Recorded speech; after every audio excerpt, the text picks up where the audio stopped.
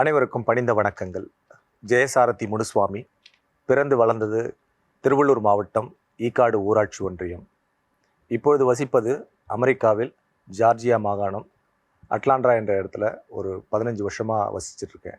பள்ளி படிப்புலாம் பார்த்தீங்கன்னா தர்மமூர்த்தி ராபகதூர் கலவலக்கண்ணன் செட்டி இந்து மேல்நிலை பள்ளியில் ஒரு சேரிட்டி ஸ்கூலில் படித்தோம். திருவள்ளூரில் நாங்கள் வளர்கிறப்போ இருந்த 2 ஸ்கூல், 2மே சேரிட்டி ஸ்கூல் தான். ஒன்று கிறிஸ்டியானிட்டி ஸ்கூல், இன்னொன்று இந்து மேல்நிலை பள்ளி. இந்த பள்ளியில் படிச்சுட்டு தான் வளர்ந்தோம். குடும்பம் பார்த்திங்கன்னா அப்பா அம்மா இருவரும் ஓய்வு பெற்ற தலைமை ஆசிரியர்கள். கூட பிறந்தவங்க 3 பேர். அண்ணன் ஜெயபிரகாஷ், அக்கா ஜெயபாரதி, தங்கை ஜெயகாந்தி. ஸோ பள்ளி படிப்பு அந்த ஊரில் தான் படித்தோம். அது ஒரு கிராமம். கிராமத்தில் எப்படி இருக்கும் சூழ்நிலைகள் எல்லாம் தெரியும். கல்வின்றது எவ்வளோ முக்கியம் அப்படின்றத அப்பா அம்மா நன்றாக எங்களுக்கு சொல்லி கொடுத்தாங்க. அது பிரகாரம்தான் படிப்பினுடைய மேன்மையும் சொல்லி கொடுத்துருக்காங்க.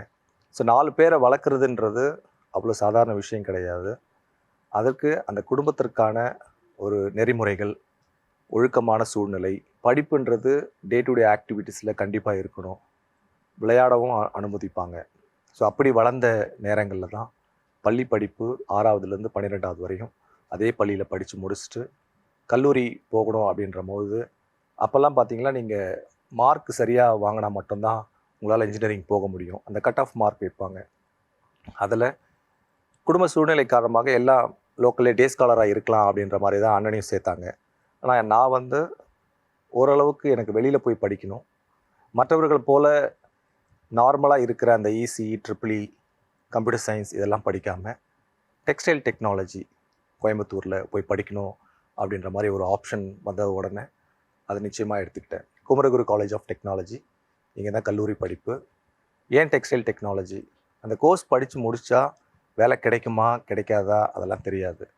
ஆனால் அது ஒரு டிஃப்ரெண்ட்டான கோர்ஸாக இருந்ததால் அந்த கோர்ஸை படிக்கலாம், அதை படிச்சுட்டு ஃபேஷன் டிசைனிங்லாம் பண்ணலாம் அப்படின்ற மாதிரி தான் ஆர்வம் இருந்தது. அதனாலே அந்த கோர்ஸை எடுத்தோம். 4 வருடங்கள் எப்படி போச்சுன்னே தெரியாது, ரொம்ப வேகமாக போச்சு. கல்லூரி படிப்பு முடிச்சுட்டு இப்போ வேலை தேடணும். ஏன்னா அப்பா ரொம்ப ஸ்ட்ரிக்டான நெறிமுறைகளை நாங்கள் வளர்ந்ததால் ஒரு நாள் கூட வீட்டில் இருக்கக்கூடாது. படிச்சிட்டிங்க, உங்களுக்கு கல்வி கொடுத்துட்டோம், அந்த கல்வி மூலமாக நீங்கள் எப்படி வரணுன்றது உங்கள் வேலை தான் அது. அதுக்கு நான் எதுவும் பண்ண மாட்டேன். திரைக்கடல் ஓடி திரவியம் தேடிக்குங்க. எங்கள் அப்பாலாம் என்னை அப்படி தான் வச்சுட்டாரு. நீங்களும் படித்து முடிச்சுட்டு நிச்சயமாக வெளியில் போயிடணும் அப்படின்ற மாதிரி ஒரு எண்ணம் இருந்தது. 16 வயதில் கல்லூரி படிப்பதற்காக கோயம்புத்தூர் வந்தோம். ஸோ பள்ளி படிப்பு முடிஞ்சு கல்லூரி முடிஞ்சு சென்னை தான் வந்தாகணும், அதுதான் ஹோம் டவுன். ஸோ எங்களுக்கு இருந்த சின்ன சின்ன இன்ஃபர்மேஷனை வச்சு டெக்ஸ்டைலில் எங்கெல்லாம் வேலை கிடைக்கும் அப்படின்னு தேடினப்போ எங்களுக்கு நியரஸ்ட்டு பார்த்திங்கன்னா அம்பத்தூர் எஸ்டேட்டில் தான் நிறைய எக்ஸ்போர்ட் கம்பெனி இருந்தது.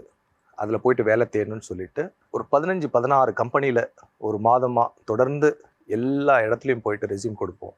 அப்போல்லாம் பார்த்திங்கன்னா பெரிய வசதி வாய்ப்புகள்லாம் கிடையாது. நீங்கள் ட்ரெயின் பிடிக்கணும், அங்கேருந்து பஸ் பிடிக்கணும், ட்ராவலிங் டைம் நிறையா ஆகும். அதுக்கு மேலே உங்களுக்கு எனர்ஜி இருக்கணும், நீங்கள் டே டு டே ஆக்டிவிட்டீஸில் உங்களுக்கு சாப்பிடணும். அந்த வேலைக்கு போயிட்டு அங்கே அப்ளிகேஷன் கொடுக்கும்போது அவங்கக்கிட்ட எப்படி அணுகுமுறையாக பேசணுன்றது தெரியணும். உங்கள் ரெஸ்யூமில் நீங்கள் என்ன போட்டிருக்கீங்க, உங்களோட அனுபவம் என்னன்றது தெரியணும். இதெல்லாம் தெரியாது. எப்படி ரெஸ்யூம் ரெடி பண்ணணும்னு கூட தெரியாது. அந்த நேரத்தில் திருவள்ளூரில் இருந்த ஒரே ஒரு கம்ப்யூட்டர் சென்டர் ஜேகே அப்படின்னு சொல்லிட்டு என்னுடைய நண்பர், இன்றும் நண்பராக இருக்கார். அவர் தான் சாரதி உனக்கு ரெஸ்யூம் ரெடி பண்ணலாம் அப்படின்னு சொல்லிட்டு ரெஸ்யூம் ரெடி பண்ணி கொடுத்தாரு. அவருக்கு இந்த நேரத்தில் நன்றி சொல்ல விரும்புகிறேன். ஸோ அவர் ரெஸ்யூம் ரெடி பண்ணி கொடுத்துட்டு, எக்ஸ்பீரியன்ஸ் இருக்காது, ஒரு ஃப்ரெஷ் ரெஸ்யூம் ரெடி பண்ணி கான்டென்ட்டோடு போகணும். ஸோ அப்படி போயிட்டு டெக்ஸ்டைல் டெக்னாலஜியில் நம்ம என்னென்னலாம் படித்தோமோ அதெல்லாம் போட்டு, இதிலெல்லாம் எனக்கு படிப்பறிவு இருக்குது, ஆனால் வேலை செய்கின்ற அனுபவம் நிச்சயமாக கிடையாது. ஆனால் அந்த 16 கம்பெனியில் அப்ளை பண்ணதில் ஏதோ ஒரு கம்பெனியில் நீங்கள் படிச்சிருக்கீங்க, உங்களால் வேலை சீக்கிரமாக கற்றுக்க முடியும் அப்படின்னு சொல்லிட்டு ஒருத்தர் நம்பிக்கை வச்சார். ஸோ அப்படி பண்ணி ஒரு வேலையை வாங்கி அம்பத்தூர் எஸ்டேட்டில் என்னுடைய ஃபஸ்ட்டு ஜாப். சம்பளம் எவ்வளோன்றது எனக்கு எக்ஸாக்டாக ஞாபகம் இல்லை. ஒரு 3250 ரூபா வந்திருக்கும் சம்பளம் அந்த நேரங்களில். அது அன்றைய காலகட்டத்தில் பெரிய காசு. ஏன்னா நம்மளுக்கு ட்ரெயின் ஃபேரோ இல்லை பஸ் ஃபேரோ, நம்மளுடைய சராசரி உடை வாங்கிக்கிறதோ இல்லை ஒரு சாப்பாட்டுக்கான செலவோ வீட்டை எதிர்பார்க்காம பண்ண அந்த 3200 ரூபான்றது பெரிய விஷயமா இருந்தது. ஸோ அங்கே இருந்து ஜாப் ஸ்டார்ட் ஆகிட்டு அந்த இடத்துல சின்ன சின்னதாக டெக்ஸ்டைல்ன்றது ஒரு பெரிய வேஸ்ட் டிபார்ட்மெண்ட். அதில் நிறைய விஷயங்கள் இருக்குது. ஆனால் நீங்கள் எந்த துறையை தேர்ந்தெடுக்கிறீங்க, அதுக்குள்ளே இருக்கிற சப்செட்டில் என்ன துறையை நீங்கள் தேர்ந்தெடுத்து அதில் நீங்கள் உங்களை வந்து க்ரூம் பண்ணிக்கிறீங்கன்றது ரொம்ப முக்கியமான விஷயம். ஆனால் இது நான் தேர்ந்தெடுக்கலை, அந்த வேலை என்னை தேர்ந்தெடுத்துச்சு. கிடைக்கிற வேலையை செய்யணும் அப்படின்ற ஒரு மனப்பான்மை இருந்ததால் அந்த வேலையை கற்றுக்கிட்டு ஃபஸ்ட்டு ஜாயின் பண்ணும்போது ஒரு ப்ரொடக்ஷன் யூனிட்டில் ஒரு கியூஏவை ஜாயின் பண்ணோம். ஏன்னா கியூஏ என்ன பண்ணுவாங்க அப்படின்னு கேட்டிங்கன்னா, அங்கே வர எக்ஸ்போர்ட் குவாலிட்டி, நீங்கள் you name it any brand, அந்த பிராண்டு மேனுஃபேக்சரிங் ஆகிட்டு ப்ரொடக்ஷன்லேருந்து வெளில வரும்போது அது ப்ராப்பராக இருக்கா, ஸ்டிச் கரெக்டாக பண்ணியிருக்காங்களா, அந்த மெஷர்மெண்ட்லாம் கரெக்டாக இருக்குதா, ஸ்கேலபிளாக இருக்குதா, அதெல்லாம் பார்த்துட்டு பாஸ் பண்ணி அனுப்புகிற வேலை. அதில் இருந்து ஒரு தினமும் பார்த்திங்கன்னா ஒரு 12 மணி நேரம் வேலை இருக்கும். 12 மணி நேரம் வேலைன்றது பார்த்திங்கன்னா காலையில் 9 மணிக்கு தொடங்கினா 5:30 மணிக்கு ஷிஃப்ட் முடியும். அதுக்கப்புறம் ஒரு 1 மணி நேரம் பிரேக் கொடுப்பாங்க. பிரேக்குக்கு அப்புறம் திருப்பி நீங்கள் ஒரு 5 மணி நேரம் வேலை செய்ய வேண்டியது இருக்கும். அப்படி தொடர்ந்து ஒரு 3 மாதம் தொடர்ந்து வேலை செஞ்சேன். அயற்சி தான், ஆனால் வேலை கற்றுக்கிட்டோம். அந்த நம்பிக்கை வந்துடுச்சு. வேறு நிலைகளில் வந்து எக்ஸ்ப்ளோர் பண்ணிக்கலாம். ஒரு விஷுவல் மர்ச்சன்டைசிங் அப்படின்னு ஒரு கான்செப்ட் வந்ததால் அதை பற்றி படித்ததால் ஸோ அதை பற்றி நம்ம தெரிஞ்சுக்கிட்டு அதில் அனுபவம் எடுத்துக்கலாம் அப்படின்னு சொல்லிட்டு போனப்போ தான் ஸ்ரீகிருஷ்ணா கலெக்ஷன்ஸ் அப்படின்னு சொல்லிட்டு சென்னையில் அப்போ தான் புதுசாக ஆரம்பிச்சிருந்தாங்க. அங்கே வந்து இன்டர்வியூ வைக்கிறாங்க. நாங்கள் போயிருந்ததில் வந்து பார்த்திங்கன்னா ஒரு 10 பேர் போயிருந்தோம். ஆனால் அவங்ககிட்ட இருந்த ஓப்பனிங் பார்த்திங்கன்னா 3 பேருக்கு தான் இருந்தது ஓப்பனிங். ஸோ 10 பேரில் 3 பேர் தான் எடுக்க போகிறாங்க. ஸோ நம்மளை எப்படி எடுப்பாங்க? நம்ம ஏற்கனவே எக்ஸ்போர்ட்டில் தான் வேலை செஞ்சுருக்கோம், ரீட்டைல் மார்க்கெட்டில் வேலை செஞ்சது கிடையாது. ஸோ அப்போ என்ன ஆச்சுன்னா, அங்கே இருந்தவங்க இந்த கல்வின்னு சொன்னேன் இல்லையா, அந்த கல்வியின் ஆழம் அவங்களுக்கு தெரிஞ்சிருந்தது. அந்த ஓனர், அவருக்கு இந்த நேரத்தில் நன்றி சொல்கிறேன், பப்புபாயின்னு சொல்லிட்டு ஸ்ரீகிருஷ்ணா கலெக்ஷனுடைய ஓனர் அவர் வந்து பார்த்திங்கன்னா என்னை செலக்ட் பண்ணி, you come to my office, you be here, you give your ideas, நீங்கள் உங்களுடைய ஐடியாஸில் நீங்கள் கொடுங்க, அதை வச்சு விஷுவல் மர்ச்சன்டைசிங் பண்ணால் எப்படி சேல்ஸ் இம்ப்ரூவ் ஆகும் அப்படின்ற ஒரு தாட் எனக்கு கொண்டாரு. எனக்கு அதை பற்றி அனுபவமே கிடையாது. அவருடைய தொழில் ரீதியாக அவருக்கு இருந்த அனுபவத்தில் எனக்கு கொடுத்த அந்த இன்புட், அதை வச்சு விஷுவல் மர்ச்சன்டைசிங்காக ஒர்க் பண்ணிகிட்டே இருந்தேன். அங்கேயும் பார்த்தீங்கன்னா தினமும் ஒரு 10 மணி நேரமான வேலை செய்யணும். சிலர் சொல்லுவாங்க, நீங்கள் வந்து டெக்ஸ்டைல் இன்ஜினியரிங் படிச்சிட்டிங்க, எதுக்கு இவ்வளோ நேரம் நீங்கள் கஷ்டப்படணும், எதுக்கு 10 மணி நேரம் வேலை செய்யணும், 12 மணி நேரம் வேலை செய்யணும் அப்படின்னு சொல்லுவாங்க. ஒரு பக்கம் அது ஆறுதலாக இருந்தாலும், இன்னொரு பக்கம் பார்த்தீங்கன்னா வேலை செஞ்சால் தான் உங்களால் நிறைய அனுபவம் கற்றுக்க முடியும். ஸோ தமிழில் ஒரு வாசகம் இருக்கிறது, உழைப்பின் வாரா உறுதிகள் உழவோ அப்படின்னு சொல்லுவாங்க. நீங்கள் உழைச்சிட்டே இருந்தீங்கன்னா உங்களுக்கு வருகின்ற அனுபவத்தை நீங்கள் எப்படி ஒன்றாக அதை ஒரு கம்பைன் பண்ணி ஒரு நல்ல எக்ஸ்ப்ளோர் பண்ணி வேறு நிலைக்கு உங்களை நீங்கள் கடத்த முடியும் அப்படின்றதுக்கு இந்த எக்ஸ்போர்ட் கம்பெனிலையும் ரீட்டைல் கம்பெனிலையும் வேலை செஞ்சது ரொம்ப அடிப்படையாக இருந்தது. அங்கே வந்து பார்த்திங்கன்னா இன்னொரு மாற்றம், மகேஷ்ன்னு சொல்லிட்டு ஒரு computer operator, point of sale, அப்போ தான் அந்த சாஃப்ட்வேர் உள்ளே வருது. அவரும் இஸ் ஆல்சோ இன்ஜினியர். அவர் வந்து என்ன பண்ணாருன்னா, Jai, you have a lot of opportunity, நீயே வந்து எக்ஸ்போர்ட்லேயே ரீட்டைலையும் ஒர்க் பண்ணிட்டு இருக்க, you have to try abroad அப்படின்னு ஒரு விதையை போட்டார். அப்படின்னா சொன்னேன், சார் எனக்கு அதை பற்றிலாம் தெரியாது சார், நான் வந்து கிராமத்துலேருந்து வந்திருக்கேன், எனக்கு தெரிஞ்ச இன்ஃபர்மேஷனை வச்சுட்டு தான் இன்றைக்கி சென்னையிலேருந்து அம்பத்தூர்லேருந்து டி நகர் வரையும் வந்திருக்கேன் சார், இவ்வளோ தான் என்னுடைய உலகமாகவே இருக்குது, இதுக்கு மேலே நான் எப்படி பண்ணுறது அப்படின்னு அவர் சொன்னார். இல்லை சாரதி, மும்பை டைம்ஸ்ன்னு சொல்லிட்டு ஒரு மேகசின் வருது, அந்த மேகசினில் வந்து பங்களாதேஷில் நிறைய opening only for textile engineers அப்படின்னு வருதுன்றத அவர் எனக்கு சொன்னார். அதுவரை எங்களுக்கு தெரியாது. நாங்கள் இங்கிலீஷ் ஆங்கில நியூஸ் பேப்பர்லாம் படித்ததே கிடையாது, ஹிந்து வாங்கி படித்தது கிடையாது.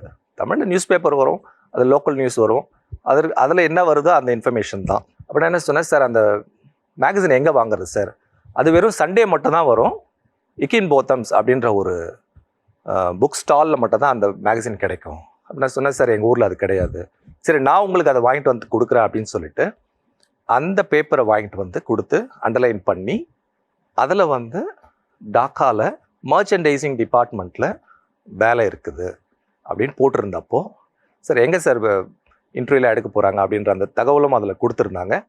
அதில் வந்து டி நகரில் நான் ஒர்க் பண்ணி இந்த ஆஃபீஸ் பக்கத்துலேயே ஒரு 4 பில்டிங் தள்ளி அந்த இன்டர்வியூ இருந்து ஒரு ஹோட்டல் நடத்தினாங்க. ஏறக்குறைய ஒரு 15 பேர் அந்த இன்டர்வியூ அட்டன் பண்ணாங்க. அவங்களுக்கு தேவையானது பார்த்திங்கன்னா 2 பேர் தான். ஏன்னா இது வந்து ஃபாரின் கண்ட்ரி, நீங்கள் படிச்சிருக்கணும், அதில் அனுபவம் இருக்கணும். அவங்க கேட்குற இது பார்த்திங்கன்னா மர்ச்சன்டைசிங் டிபார்ட்மெண்ட்டில் தான் கேட்குறாங்க. எனக்கு விஷுவல் மர்ச்சன்டைசிங்கில் தான் எக்ஸ்பீரியன்ஸ் இருக்குது, ப்ளஸ் ப்ரொடக்ஷன்லேயும் நான் ஏற்கனவே ஒர்க் பண்ணிட்டு இருந்ததால் ஒரு மாதிரி கம்பைண்டாக ஒரு 50% ஆன ரெக்குவயர்மெண்ட் அவங்க கேட்டதில் அதில் இருந்தது. அப்போ பார்த்திங்கன்னா, ஆனால் நீங்கள் அப்ளை பண்ணுறது உங்களுக்கு ரெஸ்யூம் வேணும். இப்போ நம்ம படித்து முடிச்சுட்டு ரெஸ்யூம் ரெடி பண்ணி ஒரு பேசிக்கான ரெஸ்யூம் வச்சு தான் இந்த வேலை வாங்கணும். இப்போ அனுபவம் இருக்கிற மாதிரி ஒரு எக்ஸ்பீரியன்ஸான ஒரு ரெஸ்யூம் ரெடி பண்ணால் தான் அந்த ரெஸ்யூமே செலக்ட் ஆகும் இன்டர்வியூக்கு. ஸோ அப்போ அவர் சொன்னார், Jai I will prepare resume for you. நான் சொன்னேன், சரிங்க சார், இதுதான் என்னுடைய பேசிக் ரெஸ்யூம், இதை வச்சு எதனா பண்ணுங்க சார்னு. அந்த ஜாப் டிஸ்கிரிப்ஷன் ஏற்ற மாதிரி ஒரு ரெஸ்யூம் ரெடி பண்ணி கொடுக்குறாரு. அந்த ரெஸ்யூம் வந்து இமெயிலில் அனுப்புகிறோம். வித்தின் ஒரு 3-4 டேஸ்க்குள்ளே இன்டர்வியூ வந்துடுச்சு. எனக்கே ரொம்ப ஆச்சரியம், எப்படி ஒரு ஒரு பேசிக் ரெஸ்யூம் வச்சு எப்படி பண்ணாங்க அப்படின்னோடனே திருப்பி அந்த கல்வின்றது அங்கே பேசுது. நீங்கள் படிச்சிங்க இல்லையா பிடெக் டெக்ஸ்டைல் டெக்னாலஜின்றது, அதில் அதை பார்த்துட்டு அவங்க உடனே வந்து இன்டர்வியூ கூப்பிட்றாங்க. ஸோ ஜார்ஜ்னு சொல்லிட்டு பங்களாதேஷ்லேருந்து வந்தார். Is from Kerala, but he got settled in Bangladesh. அவர் தான் ஹையரிங் மேனேஜராக இருந்தார். அவர் என்ன பண்ணுறாருன்னா இன்டர்வியூ கூப்பிட்றாங்க. திருப்பி ஒரு வித்தின் ஒரு 2-3 ஹவர்ஸ்க்குள்ளே இன்டர்வியூ முடிஞ்ச பிறகு எனக்கு இமெயில் வருது, we want to have you in Bangladesh, நீங்கள் எப்போ ரெடியாக இருப்பீங்க? ஆனால் நான் தயாராகவே இல்லை, ஏன்னா இங்கே வேலை இருக்குது, பிறந்த நாடு, வளர்ந்த ஊர், இதே ஒரு 22-23 வருஷமாக இங்கே இருந்ததால் பங்களாதேஷ்க்கு எப்படி போகிறதுன்ற ஒரு தயக்கம் இருந்துகிட்டே இருந்தது. ஸோ பங்களாதேஷுக்கு வந்த பிறகு, அந்த இன்டர்வியூ வந்த பிறகு பாஸ்போர்ட் அப்ளை பண்ணணும். பாஸ்போர்ட்டும் கிடையாது அப்போது. பாஸ்போர்ட் அப்ளை பண்ணணும். அப்போது என்னுடைய நண்பர் சாந்திலால் சொல்கிறாரு, சாரதி நானும் பாஸ்போர்ட் அப்ளை பண்ண போகிறேன், நம்ம வந்து பாஸ்போர்ட் அப்ளை பண்ணலான்னு சொல்லிட்டு பாஸ்போர்ட் அப்ளை பண்ணணும். பாஸ்போர்ட் அப்ளை பண்ணால் உடனேயும் வராது. ஸோ அப்போ நான் அவர்கிட்ட சொல்கிறேன், சார் எனக்கு எல்லாத்துக்கும் ஒரு 45 நாள் தேவைப்படுது சார் அப்படின்னு. டேக் யுவர் டைம் அப்படின்ட்டாங்க. தெரியாத ஊர், புரியாத இடம், இன்னும் ஆழமாக சொல்லணுன்னா தெரியாத வேலை, அங்கே என்ன வேலை கொடுப்பாங்க அப்படின்றது தெரியாது. அவங்க ஜாப் டிஸ்கிரிப்ஷனில் மென்ஷன் பண்ணியிருந்தாங்க இந்தந்த வேலைலாம் இருக்க போகுதுன்னு. ஆனால் அதில் ஒரு 50% தான் எனக்கு அந்த வேலை தெரிஞ்சிருந்தது. இருந்தாலும் அங்கே போய் கற்றுக்கலாம் அப்படின்ற ஒரு நம்பிக்கை இருந்துகிட்டே இருந்தது. ஏற்கனவே டெக்ஸ்டைல் டெக்னாலஜி படித்து இருந்ததால் டெக்ஸ்டைல் டெக்னாலஜி தான் வேலை செய்ய போகிறோம், பெருசாக என்ன கொடுத்துட போகிறாங்க, கற்றுக்கலாம் அப்படின்ற ஒரு மனப்பான்மை தான். ஆனால் பயணப்பட்டு கல்கத்தாவில் போய் விசா வாங்கி அங்கே ஒரு இரவு தங்கி, அதுக்கப்புறம் மறுநாள் காலையில் ஒரு ஏஜெண்ட்டு தான் எங்களை எல்லாம் ஃப்ளைட்டில் ஏற்றி விட்டாங்க. ஸோ போய் இறங்கும் போது தான் அந்த ஒரு தாக்கம் இருந்தது. ஐயோ வீட்டை விட்டு வந்துட்டோமே, எப்போ திருப்பி நம்ம ஊருக்கு போக போகிறோம் அப்படின்ற மனநிலை தான் இருந்தது. அதுதான் உண்மை. ஆனால் வேலைக்காக வந்திருக்கிறோம், நம்முடைய அனுபவத்துக்காக வந்திருக்கோம், பணம் சேர்க்கறதுக்காக வந்திருக்கோம், அதையும் மீறி நம்ம படித்த படிப்புக்கு ஒரு மரியாதை கொடுத்து வந்திருக்கோம் அப்படின்றது தான் எண்ணமாக இருந்தது. ஏர்போர்ட்லேருந்து பிக்கப் பண்ணி ரூம்ஸ்லாம் அழகாக கொடுத்தாங்க. மறுநாள் தான் வேலை. நான் போய் சேர்ந்த அன்று வந்து ஃப்ரைடே வந்து பங்களாதேஷில் எப்பவுமே லீவாக தான் இருக்கும். மறுநாள் ஆஃபீஸ் கூப்பிட்டு போனாங்க. நல்லா அழகாக பிளேசர்லாம் போட்டுட்டு ஜம்முன்னு போயிட்டு உட்காந்துட்டு பண்ண உடனே அங்கே போய் ஃப்ளோரில் எடுத்துன்னு போய் இன்ட்ரடியூஸ் பண்ணிவிட்டு உங்களுடைய வேலைகள் கரெக்டாக 6 நாள் தான் ட்ரைனிங் கொடுத்தாங்க. ட்ரைனிங் முடிஞ்ச பிறகு இந்தந்த வேலைகளை செய்யணுன்றது அழுத்தம் இருக்கும். பங்களாதேஷில் டெக்ஸ்டைல் டிபார்ட்மெண்ட் பார்த்திங்கன்னா ரொம்ப ஃபாஸ்ட் ஃபேஸாக ஒர்க் பண்ணிகிட்டே இருப்பாங்க. தினமும் ப்ரொடக்ஷன் இருக்கும், தினமும் நியூ டிசைன்ஸ் வரும், தினமும் நீங்கள் டெலிவரி பண்ண வேண்டிய சூழ்நிலை இருக்கும். அது அங்கேயும் பார்த்திங்கன்னா ஒரு 10 மணி நேரம் 12 மணி நேரம் இருக்கும். ஆனால் நம்ம எக்ஸ்பர்ட்ன்றதால நம்ம ஃபேக்ட்ரிஸ்க்கு ஒன்ஸ் இன் அ வைல் தான் ஒரு விசிட் பண்ணுற மாதிரி இருக்கும். ஸோ அங்கே கற்றுக்கிட்ட விஷயங்கள் ஒரு 6 மாதம் பார்த்திங்கன்னா டெக்ஸ்டைல்னால் என்ன அப்படின்றது படித்த காலங்களில் தெரிஞ்சதை விட வேலை செய்யும் போது கற்றுக்கிட்டோம் இல்லைங்களா, அந்த நிலைமை அங்கே இருந்தது. ஒரு மாற்றம் இருந்தது. உங்களுடைய சிந்தனை வந்து ரொம்ப தெளிவாக இருந்தது. டெக்ஸ்டைலில் தான் வேலை செய்ய போகிறோம் அப்படின்ற ஒரு சிந்தனையே ஆழமாக வந்தது பங்களாதேஷில் தான். நான் படிக்கும் போது அந்த சிந்தனை கிடையவே கிடையாது. அங்கே வேலை செஞ்சு 6 மாதம் ஆச்சு, 1 வருஷம் ஆச்சு. ஒரு விதமான பதட்டம் இருந்துகிட்டே தான் இருந்தது. ஏன்னா 1 வருஷம் குடும்பத்தை விட்டு வெளியில் இருக்கும். கல்லூரி படிக்கும் போது பார்த்திங்கன்னா ஒன்ஸ் இன் 2 வீக்ஸ் வந்து திருப்பி அப்பா அம்மாலாம் வந்து பார்த்துட்டு போவோம். இந்த ஹோம் சிக்குன்னு சொல்லுவாங்க, எல்லாருக்கும் வர்றது தான், எனக்கும் அதுதான் இயல்பாக வந்தது. ஆனால் ஊருக்கு போகணுன்ற ஒரு முடிவுக்கு வந்துட்ட பிறகு திருப்பி இந்தியாவுக்கு போகலாமா வேண்டாமா, இந்தியாவுக்கு போகலாமா வேண்டாமா அப்படின்னு சொன்னால் மேனேஜர்கிட்ட சொன்னால் கொடுப்பாங்களா இல்லையா, அவங்க விசாலாம் ரெடி பண்ணி நம்மளுக்கு ஒரு டைம் ஸ்பெண்ட் பண்ணி ஒரு மணி ஸ்பெண்ட் பண்ணி கூப்பிட்டு போயிருக்காங்க. அதனால் அனுப்ப மாட்டாங்க அப்படின்றத எல்லாருமே சொன்னாங்க. பட் நான் வந்து ஊருக்கு போனோம் அப்படின்னு சொல்லிட்டு மேனேஜர்கிட்ட போயிட்டு 1 மாதம் கால அவகாசம் வாங்கிக்கிட்டு ஊருக்கு போனோம் sir, I want to go back my home அப்படின்னு. இப்போ சொன்னாங்க, சரி நீங்கள் போங்க, ஒன்றும் பிரச்சனை இல்லை, உங்களுக்கு எப்பயாவது திருப்பி வரணும் அப்படின்னு தோணுச்சுன்னா யூ கேன் காண்டாக்ட் அப்படின்னு சொல்லி என்னை கரெக்டாக இது பண்ணி வழி அனுப்பிச்சி வச்சாங்க. திருப்பி இந்தியாவுக்கு வரோம். இந்தியாவுக்கு வந்த பிறகு திருப்பி வேலை தேடணும் இல்லையா, வேலை இல்லாமல் தான் உள்ளே வரும், வேலை தேடணும். அப்போ என்னுடைய சகோதரர் வந்து சாஃப்ட்வேரில் வேலை செஞ்சிட்ருக்காரு. அவர் என்ன பண்ணார்னா, குட்டி நீ வந்து டெஸ்டிங் அப்படின்ற ஒரு கான்செப்ட் இருக்குது சாஃப்ட்வேரில், அதை படின்னு சொல்லிட்டு கோர்ஸ் சேர்த்து விட்டார். நான் ஏற்கனவே ஒரு 4-5 வருடங்களாக டெக்ஸ்டைலில் வேலை செஞ்சதால் சாஃப்ட்வேர் வந்து பிடிக்காமே தான் இருந்தது. எனக்கு சாஃப்ட்வேர் வேண்டாம், நான் படித்த படிப்பில் தான் நான் வேலை செய்ய போகிறேன் அப்படி ரொம்ப வைராக்கியமாகவே இருந்துட்டேன். கோர்ஸ் சேர்த்து விட்டாங்க, அதுக்கான பேமெண்ட்லாம் பண்ணிட்டாங்க. ஆனால் பாதியிலேயே அந்த கோர்ஸ் நின்றுடுச்சு. படிக்க முடியலன்றதை விட அதற்கான இன்ட்ரெஸ்டே இல்லை, அதனோட ஆர்வமே கிடையாது அதை பற்றி. திருப்பி டெக்ஸ்டைலில் வேலை தேடணும். சென்னையில் வந்து ஒரு பையிங் ஆஃபீஸ், அந்த பையிங் ஆஃபீஸில் ஒர்க் பண்ணிகிட்டே இருந்தோம். திருப்பி என்னுடைய மனநிலை எப்படி இருந்ததுன்னா, இது போதாது, இது பத்தாது, இன்னும் செய்யணும், இன்னும் நிறைய கற்றுக்கணும், இன்னும் நிறைய எக்ஸ்போஷர் வேணும், இன்னும் வேறு என்ன கண்ட்ரீஸ்க்கெலாம் நம்மளால் அப்ளை பண்ண முடியும், ஏற்கனவே ஃபாரின் போனதால் வேறு என்ன கண்ட்ரீஸில் அப்ளை பண்ண முடியும் அப்படின்னும் போது தேடிக்கிட்டே இருந்தேன். சரி, பெங்களூரில் போனால் இன்னும் கொஞ்சம் எக்ஸ்போஷர் இருக்கும் அப்படின்னு சொன்னதால் பெங்களூரில் ஒரு ஜாப் அப்ளை பண்ண உடனே அங்கே ஒரு பையிங் ஆஃபீஸில் வேலை கிடைக்குது. ஆனால் அங்கே போன உடனே வாழ்க்கை இவ்வளோ சுவாரஸ்யமாக மாறும்னு சொல்லிட்டு எதிர்பார்க்கவே இல்லை. அங்கே தான் வாழ்க்கை துணை கிடைச்சாங்க, ரோஸ்லின். அவங்க ஏற்கனவே சாஃப்ட்வேரில் தான் வேலை செஞ்சுட்டு இருந்ததால் அவங்க என்ன பண்ணாங்க, நீங்கள் சாஃப்ட்வேர் படிங்க அப்படின்ற மாதிரி திருப்பி சொல்கிறாங்க. இந்தியாவில் இருக்கும்போதே சொல்கிறாங்க. நான் சொன்னேன், எனக்கு சாஃப்ட்வேர் வேண்டாம், நான் டெக்ஸ்டைலே ஒர்க் பண்ணுறேன் அப்படின்னோடனே அவங்களுக்கு ஒரு பயணம் ஆப்பர்ச்சுனிட்டி அமெரிக்கா போகிறதுக்கான வந்த பிறகு எங்களுக்கு அப்போ திருமணம் ஏற்பாடுகள்லாம் செஞ்சிட்ருக்காங்க. அப்போ நான் சொன்னேன், சரிம்மா, நீங்கள் அந்த ஆப்பர்ச்சுனிட்டி வந்தால் you don't want to miss it. ஏன்னா அது வந்து இருக்கிற ஆஃபீஸில் ஒர்க் பண்ணுற ஒரு 100 பேரில் ஒரு 5 பேருக்கு தான் அந்த ஆப்பர்ச்சுனிட்டி கிடைக்கும். இவங்களுக்கு அந்த ஆப்பர்ச்சுனிட்டி கிடைக்கிறதால அந்த ஆப்பர்ச்சுனிட்டி நீங்கள் மிஸ் பண்ணக்கூடாது. Opportunity knocks the door only once. அது திருப்பி எப்போ வரும்னே தெரியவே தெரியாது. அப்போ நான் சொன்னேன், சரி, உங்களுடைய ஆப்பர்ச்சுனிட்டி நீங்கள் எடுத்துக்கங்க அப்படின்ன ஒன்று. அப்போ நான் என்ன சொன்னேன்னா, திருப்பி வேறு எதனா ஃபாரின் கண்ட்ரி நான் போய் செட்டில் ஆனாலும் அவங்க செட்டில் ஆனாலும் எந்த கண்ட்ரியில் நல்லா நம்முடைய வாழ்க்கை தரத்தை உயர்த்திக்க முடியும், நம்முடைய அடுத்த தலைமுறைக்கு எப்படி நல்லாயிருக்கும் அப்படின்னு சொன்னப்போ அமெரிக்காவில் அவங்களுக்கு வேலை கிடைக்குது. இன் பிட்வீன் ஒரு 6 மாதத்துக்குள்ளே எனக்கு திருப்பி பங்களாதேஷில் வேலை கிடைக்கிறதுக்கான வாய்ப்பு வருது. அப்போ நான் சொன்னேன், திருமணம் செய்கிறதுக்கு காசு, பணம், பொருள்லாம் தேவைப்படுது, அதுக்கான வசதி வாய்ப்புகள் கம்மியாக இருக்குது. சரி, பங்களாதேஷ் போகிறேன் அப்படின்னு சொல்லிட்டு திருப்பி பங்களாதேஷ் பயணப்படுறேன். அவங்க பெங்களூரில் இருக்காங்க, நான் பங்களாதேஷில் இருக்கேன். ஸோ பங்களாதேஷ் ஆப்பர்ச்சுனிட்டி எப்படி வந்ததுன்னா, நான் ஏற்கனவே ஒர்க் பண்ண ப்ரொஃபைல் ஒருத்தர் பார்த்துட்டு என்னை கூப்பிட்றாரு பெங்களூர்லேருந்து. சரி, இந்த மாதிரி ஒரு ஆப்பர்ச்சுனிட்டி இருக்குது. அவருடைய பேர் சந்தீப் குலாம்.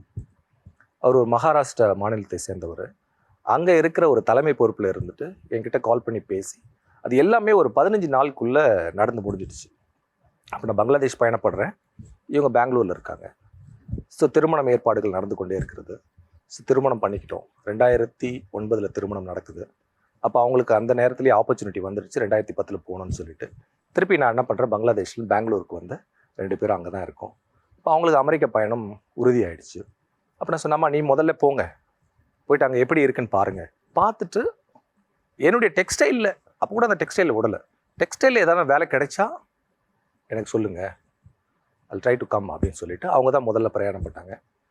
அப்புறம் நானும் கூடவே பிரயாணப்பட்டு ஒரு 6 மாத இடைவெளியில் திருப்பி போயிட்டு அமெரிக்காவுக்கு போன பிறகு பரந்த நாடு, opportunity, the land of opportunity சொல்லுவாங்க. அந்த லேண்டில் கிடைக்கிற ஆப்பர்ச்சுனிட்டி வேறு எந்த நாடுகளையும் கிடைக்காது அப்படின்றத அந்த லேண்டில் நான் போன பிறகு கண்டுபிடிச்சேன். இப்போ மாறுது, என்னுடைய சிந்தனைகள் மாறுது. நான் ஏன் டெக்ஸ்டைலில் வேலை செய்யணும் அப்படின்னு எனக்குள்ளே நான் பேசிக்கிட்டே இருக்கேன். டெக்ஸ்டைலில் வேலை செஞ்சால் தான் வாழ்க்கை நடத்த முடியுமா அப்படின்ற சிந்தனை ரொம்ப உறுதியாக என்னை வந்து அப்படியே ஆட்கொண்டுது. அப்போது ஒய்ஃப் சொல்கிறாங்க, நீங்கள் சாஃப்ட்வேர் படிங்க. என்ன சொன்னம்மா, நான் ஒரு 17-18 வருஷமாக டெக்ஸ்டைலில் வேலை செஞ்சுட்டேன், சாஃப்ட்வேர் இனிமேல் கற்றுக்கிட்டு நான் எப்படி பண்ணுறேன்? இல்லை, பண்ண முடியும். There is no limit.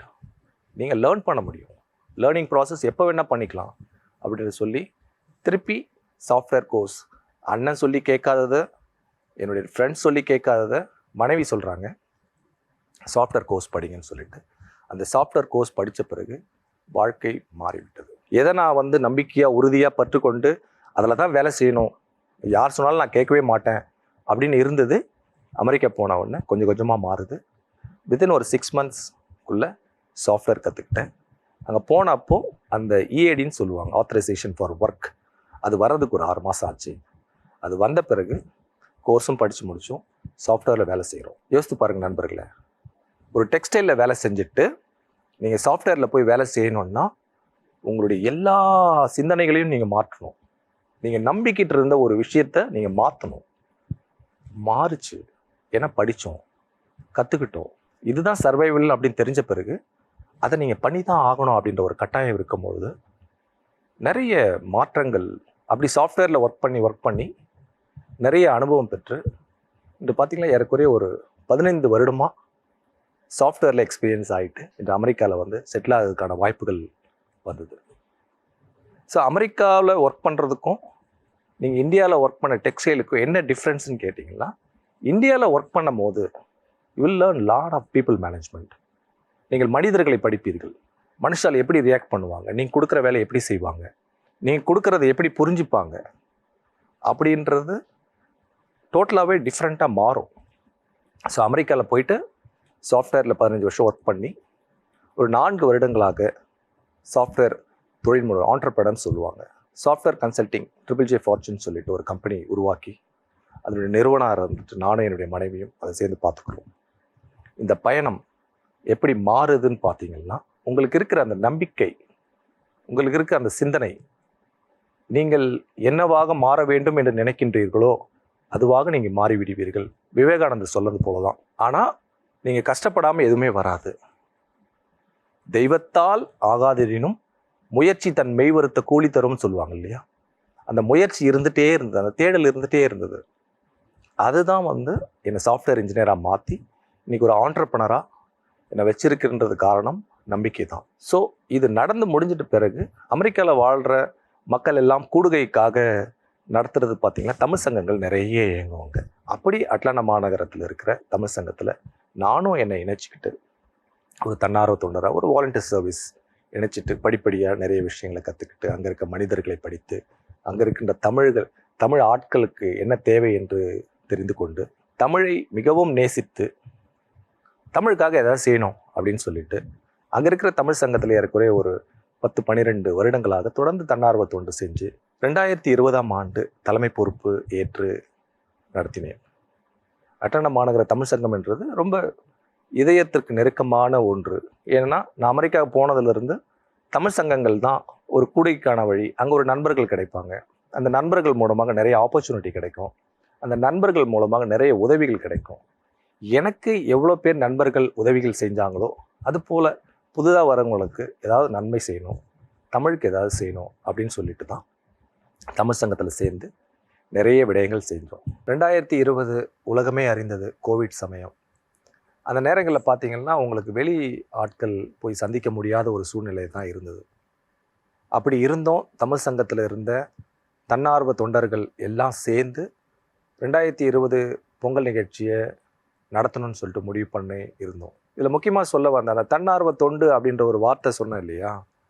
இந்த வார்த்தைக்கு என்னன்னு பார்த்தீங்கன்னா, ஒருவன் தான் உண்டு, தன் கல்வி உண்டு, தன் சம்பாத்தியம் உண்டு, தன் மனைமக்கள் உண்டு என்று இருக்கின்றவன் சிறிய கடுகை போல இருப்பான். பேசிக்காக என்ன சொல்ல வராங்க அப்படின்னா, அதில் ரொம்ப செல்ஃபிஷாக இருக்காதீங்க, சுயநலமாக இருக்கக்கூடாது தன்னார்வ தொண்டில் அப்படின்றது தான் அந்த வாக்கியம் உங்களுக்கு சொல்லுது. எங்களுடைய அட்லாண்டா மாநகர தமிழ் சங்கத்தில் இருக்கின்ற ஒவ்வொரு தன்னார்வ தொண்டர்களும் சுயநலம் இல்லாமல் அந்த 2020 பொங்கல் நிகழ்ச்சி நடத்த வேணும். கோவிடுடைய ரொம்ப ஆரம்ப கட்டம். நாங்கள் பொங்கல் நிகழ்ச்சி நடத்துகிறப்போ பார்த்திங்கன்னா பெரிய பேரதிர்ச்சி எல்லாருக்குமே. கம்ப்ளீட்டாக ஸ்னோ வந்து எல்லா ரோடும் பிளாக் ஆகிடுச்சுங்க. ஏறக்குறைய ஒரு 1000 பேருக்கு சாப்பாடு சொல்லியிருக்கிறோம். ஒரு 25க்கு மேலே கலை நிகழ்ச்சிகள் ஏற்படுத்தியிருக்கிறோம். இதெல்லாம் எப்படி நிறுத்துறது நீங்கள்? அப்படி இருந்தும் எல்லாரும் சேர்ந்து அந்த நிகழ்ச்சியை ரொம்ப சிறப்பாக நடத்தி கொடுத்தாங்க. 2020 பொங்கல் நிகழ்ச்சின்றது பெரிய ஆச்சரியமான ஒரு நிகழ்ச்சியாக நடந்து முடிஞ்சது. ஸோ தலைமை பொறுப்பு ஏற்ற பிறகு நீங்கள் தமிழ் சங்கத்தில் இணைய வழியில் நடத்துறதுக்கான வாய்ப்புகள் தான் இருந்தது. அதில் என்னென்ன நிகழ்ச்சிகள்லாம் நடத்தலாம் அப்படின்னு சொல்லிட்டு அந்த குழுவாக உட்காந்து பேசிக்கின்றப்போ திருக்குறள் நேரம், குழந்தைகளுக்கு கதை சொல்லலாம் வாங்க அப்படின்ற ஒரு நிகழ்ச்சி, தமிழே அமுதே என்ற ஒரு நிகழ்ச்சி. தமிழே அமுதேன்னா என்ன? தமிழ் இனிக்கும், எப்போவுமே தமிழை நேசிக்கணும் அப்படின்ற சொல்கிற நிகழ்ச்சி தான். தமிழை நீங்கள் நேசிக்கணும் அப்படின்னா நீங்கள் நிறைய படிக்கணும். ஏராளமான புத்தகங்கள் இருக்கின்றது. சரி, நான் மட்டும் படிச்சுட்டு நான் மட்டும் புரிஞ்சுக்கிட்டு நான் மட்டும் அனுபவிச்சுட்டு இருந்தால் போதுமா? அப்படின்ற ஒரு எண்ணம் இருந்தப்போ சரி யாராவது படிக்க வச்சுட்டு அதை மற்றவங்களுக்கெல்லாம் சொல்லலாம். படிக்க நினைக்கின்றவர்கள், படிக்க மறந்தவர்கள், படிச்சுட்டே இருந்தாங்க, ஆனால் இப்போ அதுக்கான வாய்ப்புகளே இல்லை. இப்படிப்பட்ட நிறைய நல்ல உள்ளங்கள் நானே பார்த்துருக்கேன். ஜெய், நான் படிச்சுட்டு இருந்தேன்ப்பா, ஆனால் இப்போ படிக்க முடியல, நேரம் கிடைக்கல, இல்லைப்பா இந்த மாதிரி ஒரு புத்தகத்தை தேடின எனக்கு கிடைக்கல அப்படின்னு சொல்கிறத காது கொடுத்து நானே கேட்டிருக்கேன். சரி என்ன பண்ணலாம்? இந்த தமுதே அமுதே என்ற நிகழ்ச்சியில் ஒருவர் படித்து அந்த புத்தகத்தின் சினாப்சிஸை கொண்டு வந்து சொல்லுவாங்க. அந்த புத்தகத்தில் இருக்கிற சுவாரஸ்யமான நிகழ்ச்சிகளை கொண்டு வந்து எல்லாருக்கும் சொல்லுவாங்க. அப்படி உருவாக்கப்பட்ட தமிழே அமுதே நிகழ்ச்சியில் ஏறக்குறைய என்று பார்த்தீங்கன்னா ஒரு 350-400 புத்தகங்கள் படிக்கப்பட்டு விட்டது. 100 எபிசோட் போயிடுச்சு. தமிழை நேசிக்கின்றவர்கள் நிறைய பேர் உருவாயிட்டாங்க. தமிழை படிக்கின்றவர்கள் நிறைய பேர் உருவாக்கிட்டாங்க. என்னடா புதுசாக சொல்கிறீங்க அப்படின்ற மாதிரி பார்க்கக்கூடாது. தமிழ்நாட்டில் இருந்துட்டு தமிழை நேசித்து தமிழை படித்து தமிழில் பேசுறதுன்றது ஒரு இயல்பான விஷயம். இது அமெரிக்காவில் நடக்குது. அதான் அமெரிக்காவில் 50 மாநிலங்களில் அட்லாண்டா மாநகரத்தில் தமிழே அமுதே நிகழ்ச்சியில் படித்து வாரம் வாரம் வந்து ஒரு புத்தகத்தை பரிமாறுறாங்கன்றதே ஒரு பெரிய செயல், ஆகச்சிறந்த செயல். அது அதற்கு அந்த தமிழ் சங்கத்துக்கு நன்றி சொல்லணும். இது மூலமாக எழுதுகிறவங்க நிறைய பேர் வந்தாங்க, எழுத்தாளர்கள். தமிழே அமுதே நிகழ்ச்சியின் மூலம் எழுத்தாளர்கள் நிறைய பேர் வந்தாங்க. மேடை பேச்சு பேசுகின்றவர்கள் நிறைய பேர் வந்தாங்க. எங்களுக்கு திறமை இருக்குது, நான் எங்கே போய் அதை காட்டுவேன்? யாரிடத்துல சொல்லுவேன்? அதுக்கு ஒரு தளம் வேணும், அதுக்கு ஒரு மேடை வேணும், அதுக்கு ஒரு அமைப்பு வேணும். இது மூலமாக ஏராளமான ஒரு 50 நபர்கள், மேற்பட்ட நபர்கள் அட்லாண்டா மாநகரத்தில் உருவாக்கியிருக்கிறாங்க. அது அமெரிக்காவில் இருக்க எல்லா மாநிலங்களை விட சிறந்த தமிழ் சங்கமாக நல்ல பேச்சாளர்களையும் எழுத்தாளர்களையும் சிந்தனையாளர்களையும் உருவாக்குகின்ற மேடை அமைத்து கொடுத்தது அந்த 2020ஆம் ஆண்டு. கதை கேட்கலாம் வாங்க, பாட்டி கதை சொல்லுவாங்க. என் பாட்டி கூட எனக்கு கதை சொல்லியிருக்காங்க. அந்த பழக்க வழக்கங்கள்லாம் போயிட்டே இருக்குது. அது மூலமாக அங்கே பிறந்த குழந்தைகளுக்கு நம்ம ஏதாவது கதை சொல்லலாம்னு சொல்லிட்டு வாரம் 2 முறை கதை சொல்ல ஆரம்பித்தோம். குழந்தைங்களுக்கெல்லாம் அது புதுசாக இருந்தது. அங்கே பிறந்த குழந்தைங்களுக்கு இதெல்லாம் புதிதான விஷயம். திருக்குறள் நேரம் என்று ஒரு நேரத்தை ஆரம்பித்தோம். 1330 குறளை சொல்லி ஆகணும் எல்லா குழந்தைகளும். அப்படி ஆரம்பிக்கப்பட்ட நிகழ்ச்சி ஒரு 700-800 குறள்கள் சொல்லிவிட்டார்கள். தொடர்ந்து நடக்க வேண்டும். குழந்தைகள் திருக்குறள் படிக்கிறாங்க. கல்வியை பற்றி நீங்கள் படிக்கிறீங்க. கல்வியினுடைய அருமை திருக்குறள் இல்லை சொன்னது பிறகு வேறு எந்த புத்தகங்களும் சொன்னதே கிடையாது. ஒருவன் தான் கற்ற கல்வி ஒருவருக்கு எழுமையும் ஏமா புடைக்கும் என்று சொல்கின்றார்கள். ஒருவன் நீங்கள் கற்றுவிட்டால், அந்த ஜென்மத்தில் கற்றுவிட்டால் அந்த கல்வி 7 தலைமுறைக்கு வரும். இதை போய் எங்கே படிப்பீங்க? திருக்குறளில் சொல்லியிருக்காங்க. இதை நம்மளுடைய சமூகம் உணர வேண்டும், நாம் படிக்க வேண்டும். அதற்காக ஆரம்பிக்கப்பட்டது தான் அந்த திருக்குறள் நிகழ்ச்சி. இதற்கு மேலே தமிழ் சங்கத்தில் நிறைய தலைவர்கள் உருவானார்கள். ஒரு செட் ஆஃப் பீரியடில் ஒரு தலைவர்கள் உருவானார்கள். தமிழுக்கு ஏன் சேவை செய்யணும் அப்படின்னு இந்தியாவில் இருக்கும்போது தோணுச்சா அப்படின்னா தோணலை. அதுதான் உண்மை. ஏன்னா இங்கே அதுக்கான வாய்ப்புகள் ரொம்ப கம்மியாக இருக்கும். ஆனால் அமெரிக்காவில் அதற்கான வாய்ப்புகள் அதிகமாக இருக்குது. நீங்கள் தமிழை நேசித்தால் மட்டும் போதாது, அங்கே இருக்கின்ற அமைப்புகள் கூட சேர்ந்து ஆட்களை சேகரித்து கொண்டு ஆசைப்பட்டால் மட்டும் போதுமா? அதற்கான ஆட்களை சேகரித்துக்கொள். அதற்கான காரணிகளை, ஃபேக்டர்ஸ் எல்லாம் உங்களுக்கு வேணும். என்னென்ன மெத்தடாலஜிஸ் நீங்கள் யூஸ் பண்ணணும், எந்த மாதிரி நிகழ்ச்சிகளை நடத்த வேண்டும், எந்த மாதிரி நிகழ்ச்சிகளை நடத்தினால் அது அடுத்த தலைமுறை. நான் ஏன் அடுத்த தலைமுறை என்று சொல்லி கொண்டிருக்கின்றேன் என்றால் அவர்கள்தான் நம்மளுடைய எதிர்காலம். தமிழை விடவே கூடாது என்பதற்கு நாம் நம்மால் முயன்ற முயற்சிகளை செய்து அடுத்த தலைமுறைக்கு கொடுத்து விட்டோம் என்றால் அவர்கள் பார்த்துக்கொள்வார்கள். அதற்காக ஆரம்பிக்கப்பட்டது தான் அந்த தமிழ் பள்ளி. ஸோ அடுத்தடுத்து நீங்கள் என்ன செய்ய வேண்டும் என்று உங்களுடைய சிஸ்டம், ஒரு ரோட் மேப் மாதிரி நீங்கள் போட்டுக்கிட்டு அதற்காக உழைக்க வேண்டும். நேரத்தை செலவு செய்ய வேண்டும். காலம் மிகவும் பொன் போன்றது என்று சொல்வார்கள். ஏற்ற காலத்தில் ஏற்ற நேரத்தில் என்ன காரியங்களை நீங்கள் செய்ய வேண்டுமோ அதை அணுகி நீங்கள் செய்ய வேண்டும். ஸோ தமிழுக்கான சேவை இதுவாகத்தான் இருந்திருக்கின்றது. ஸோ இந்த நேரத்தை பற்றி நான் சொல்லும் பொழுது உங்களுடைய நேரம் மிகவும் முக்கியம். நேரத்தை சரியான முறையில் எவன் ஒருவன் பயன்படுத்துகின்றானோ அவனுக்கு எல்லா வாய்ப்புகளும் வரும். நேரம், உங்களை நீங்கள் நம்ப வேண்டும். உங்களுடைய சிந்தனைகளையும் செயல்களையும் தெளிவாக வைத்துக்கொள்ள வேண்டும். அந்த செயல்கள் மூலமாக நீங்கள் உருவாகுகின்றீர்கள். நீங்கள் எந்த மாதிரி, இப்போ நான் வந்து டெக்ஸ்டைலில் ஒரு 18 வருஷமாக ஒர்க் பண்ணிட்டேன். அப்புறம் நான் சாஃப்ட்வேர் இன்ஜினியர் ஆகிட்டு இந்த சாஃப்ட்வேர் ஒரு நிறுவனத்தை நிறுவுகின்ற அளவுக்கு இருந்தது என்றால் நேரத்தை சரியான முறையில் பயன்படுத்தினால் மட்டும்தான். உங்களுடைய டைம் இஸ் வெரி இம்பார்ட்டண்ட். அந்த டைமை நீங்கள் எப்படியெல்லாம் நீங்கள் மேனேஜ் பண்ணுறீங்களோ, செல்ஃப் டிசிப்ளைன் எப்படி நீங்கள் மேனேஜ் பண்ணிக்கிறீங்களோ, மற்றவர்களை எப்படி நேசிக்கின்றீர்களோ, நீங்கள் தனியாக இந்த உலகத்தில் எதுவும் செய்ய முடியாது. ஆட்களை வைத்து தான் செய்ய வேண்டும். அதற்கான சரியான ஆட்களிடத்தில் நீங்கள் பழக வேண்டும். You should have a proper mentor in your life. அது அப்பா அம்மாவாக இருக்கலாம், அண்ணனாக இருக்கலாம், நம்மளுடைய நண்பர்களாக இருக்கலாம். யாரோ நல்ல நண்பர்களை கூட வைத்துக் கொள்ளுங்கள். டிமோட்டிவேஷன் பண்ணுற இடங்களில் நீங்கள் இருக்க வேண்டாம். உங்களுக்கு நீங்களே மோட்டிவேஷன் பண்ணிக்கலாம். The first hero for you always you. நீங்கள் தான். நீங்கள் என்ன நினைக்கின்றீர்களோ அதை தான் நீங்களாக மாறப் போகிறீர்கள். அதனால் நீங்கள் என்ன காரியம் செய்ய வேண்டும் என்பதை நீங்கள் தெளிவுபடுத்திக் கொள்ள வேண்டும். உங்களுக்கு தெரியணும், நான் இதை தான் படிச்சிருக்கேன், இதை தான் பண்ண போகிறேன், இதெல்லாம் நான் கற்றுக்கணும்.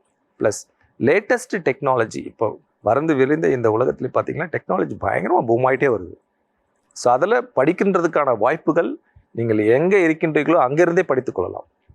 அந்த மாதிரி நீங்கள் படிச்சுட்டு உங்களுக்கு என்ன தேவைன்றதை நீங்கள் டிசைட் பண்ணி அதன் வழியாகவே பிரயாணப்பட்டீர்கள் என்றால் வெற்றி நிச்சயமாக கிடைக்கும். என்னுடைய வாழ்க்கையில் பிரயாணப்பட்ட சில நல்ல உள்ளங்களுக்காக நன்றி சொல்ல கடமைப்பட்டிருக்கின்றேன். முதல்ல அப்பா அம்மாவுக்கு டெஃபினட்டாக, அவங்க இல்லை நாம் இல்லை, அண்ணன், அக்கா, தங்கை, இவர்களுக்கெல்லாம் என்னுடைய நன்றி. என்னுடைய மனைவி, என்னுடைய 2 குழந்தைகள் ஜெரிகன், ஜெயலன், இவர்களுக்கு நன்றி. என்னோட மாமனார், மாமியார், இவர்களுக்கு நன்றி. இதையும் தாண்டி பர்சனல் லைஃப்பும் தாண்டி என்னுடைய வாழ்க்கையில் பிரயாணப்பட்ட பொழுது மகேஷ்னு ஒரு சிஸ்டம் ஆப்ரேட்டர் இருந்தார் இல்லையா, அவருக்கு நன்றி. ஜேகேக்கு நன்றி. என்னுடைய நண்பன் சாந்திலாலுக்கு நன்றி. சந்தீப் குலாம் அப்படின்னு சொல்லிட்டு என்னை ஐடென்டிஃபை பண்ணி திருப்பி பங்களாதேஷுக்கு கூட்டு வந்தேன். அங்கே போனதால தான் என்னுடைய வளர்ச்சி மிகவும் அதிகமாக இருந்தது. அவருக்கு என்னுடைய நன்றி. என் கூடவே பிரயாணப்பட்டு தமிழ் சங்கத்தில் வேலை செய்த அனைத்து நல்ல தமிழ் உள்ளங்களுக்கும் நன்றி. இப்பொழுது தமிழ் பள்ளியில் வேலை செய்கின்ற அனைத்து ஆசிரியர்களுக்கும், பெற்றோர்களுக்கும் முக்கியமாக அவங்களுக்கு நன்றி சொல்லணும். எல்லாருக்கும் நன்றி சொல்கிறேன்.